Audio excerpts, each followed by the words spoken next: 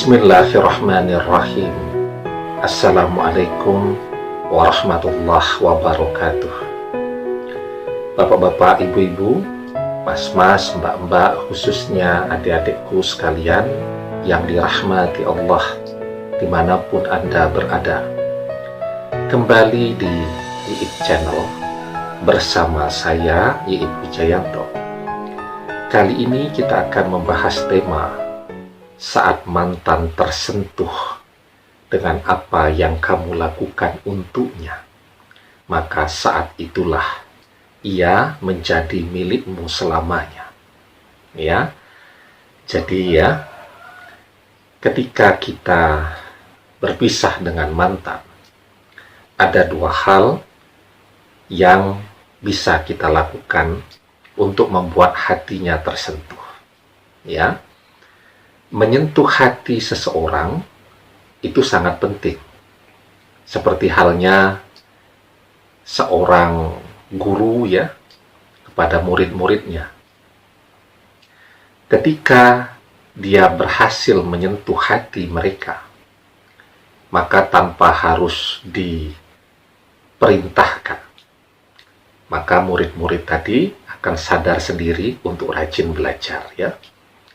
Bagaimana orang tua menyentuh hati anak-anaknya, sehingga tanpa harus marah-marah setiap hari, anak-anak tadi akan melakukan apa yang orang tuanya inginkan. Kita juga begitu dengan mantan ya. Kenapa mantan pergi? Karena hatinya tidak tersentuh untuk kembali. Karena itu kita bisa mengupayakan paling tidak dua hal agar hatinya tersentuh untuk kembali kepada kita. Yang pertama ya, ada orang ya yang memang memorinya pendek atau daya ingatnya tidak bagus. Dia akan menghargai setelah dia dikasih tahu bahwa kita sudah berjuang untuk dia, kita sudah berkorban segalanya untuknya, dan seterusnya. Karena kalau kita tidak pernah mengingatkan dia, tidak pernah memberitahu dia, maka dia tidak pernah tahu. Dia lupa, dia tidak ingat. Karena itu, ingatkan dia ya tentang segala hal yang pernah kita persembahkan untuk dia. Segala kebaikan, segala pengorbanan yang sudah kita upayakan untuk dia selama dia bersama dengan kita. Ya, caranya bagaimana ya? Caranya diajak bicara, ya, bahwa kita sudah melakukan hal ini, hal itu, ya, dan semuanya untuk tujuan kebahagiaan dia. Harapannya hatinya bisa tersentuh dan dia bisa memahami bahwa cinta kita adalah cinta yang bersungguh-sungguh dan cinta yang paling tulus. Kalau kemudian, nah ini juga selalu membuat orang pusing ya. Kita pengen menyadarkan dia, pengen memberitahu dia tentang segala hal yang telah kita lakukan untuknya, tapi kita tidak bisa lagi berkomunikasi dengan dia. Apa yang bisa kita lakukan? Ya, akun-akun media sosial diblokir oleh mantan ya. Berkomunikasi dengan handphone, nomor handphone diblokir. Mau ketemu, dia pindah, kita tidak tahu dia ada di mana.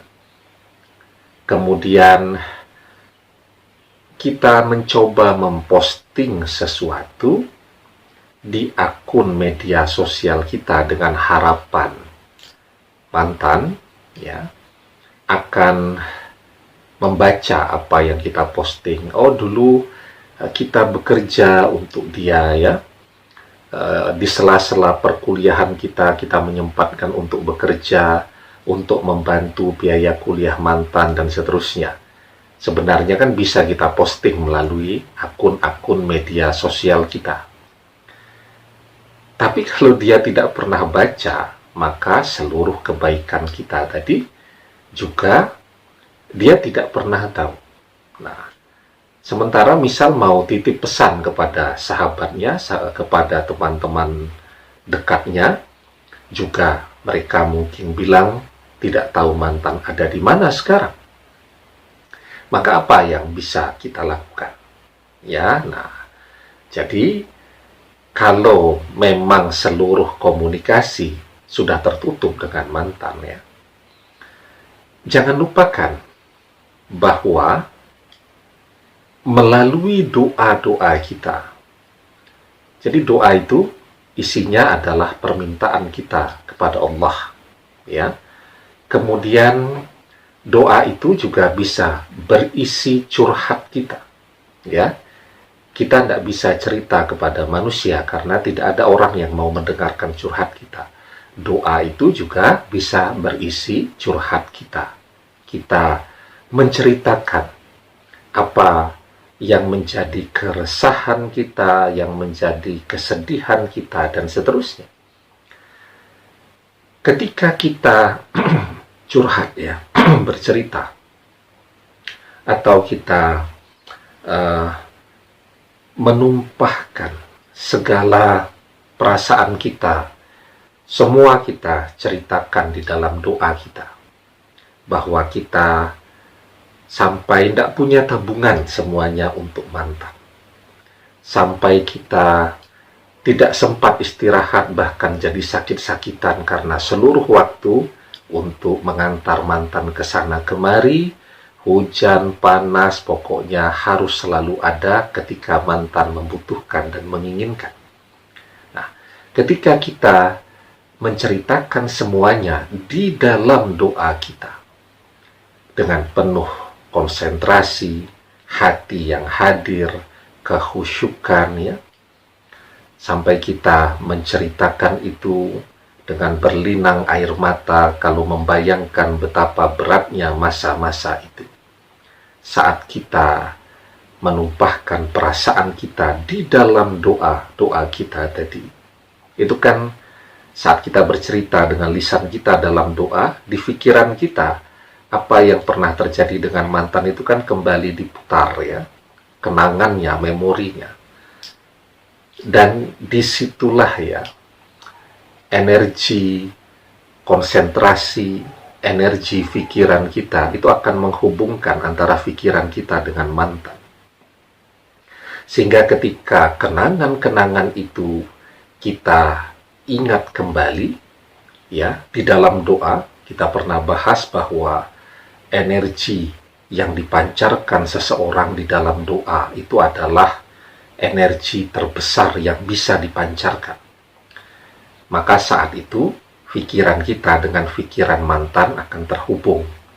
Ketika kita ingat tentang sesuatu, maka insya Allah mantan pun akan teringat tentang masa-masa itu juga. Ya, itu ketika kita sudah tidak bisa, ya, bicara dengan mantan, maka kita berbicara di dalam doa-doa kita dengan harapan apa yang kita bicarakan di dalam doa, apa yang kita ceritakan di dalam doa kita itu, ya, Allah dengarkan dan akan Allah sampaikan pula kepada mantan. Apa yang kita ingin mantan memahami, maka mantan akan memahaminya. Ya, nah, itu yang pertama. Kemudian yang kedua, ya. Tapi sebelum yang kedua, jangan lupa yang belum subscribe untuk memencet tombol subscribe, ya, dan menyalakan lonceng notifikasi agar Anda selalu mendapatkan pemberitahuan video-video terbaru dari channel kesayangan kita ini. Dengan subscribe, doa-doa kita selalu terhubung sehingga kita selalu bisa berdoa bersama-sama, ya. Nah, kemudian, ya, yang kedua, kita tetap dan selalu berbuat baik untuk mantan. Berbuat baik itu, kalau kita masih bisa ketemu dia, masih bisa berkomunikasi, walaupun hanya sesekali dia membuka blokir akun media sosial kita, kemudian dia chatting, kita berusaha untuk meresponnya dengan sebaik-baiknya yang bisa kita lakukan. Memberikan nasihat yang terbaik, memberikan bantuan yang masih bisa kita berikan. Kalaupun sudah tadi tidak pernah ada komunikasi lagi, kita tetap mendoakan yang terbaik untuk mantan, agar dia sehat, agar kuliahnya berjalan dengan lancar kalau masih kuliah, agar dia sadar. Kita mendoakan yang terbaik untuk dia, hal-hal yang baik. Dan hati seseorang itu akan bisa merasakan, ya, hati mana yang selalu baik kepada dia dan hati mana yang kelihatannya baik tetapi tidak, ya. Nah, karena itu ya, kecenderungan hati manusia itu begitu. Dia akan cenderung merasa cinta kepada orang yang selalu baik, baik di dalam sikapnya, juga perkataannya, juga doa-doanya kepada dia. Maka di dalam sebuah atsar kita diajarkan, jubilatil qulub ala hubbi man ahsana ilaiha wa buqdi man asa'a ilaiha. Tabiat hati adalah cenderung mencintai orang yang berbuat baik kepadanya dan membenci orang yang berbuat jelek kepadanya. Ya, demikian, semoga bermanfaat. Wallahu a'lam bishawab, billahi taufik wal hidayah. Assalamualaikum warahmatullahi wabarakatuh.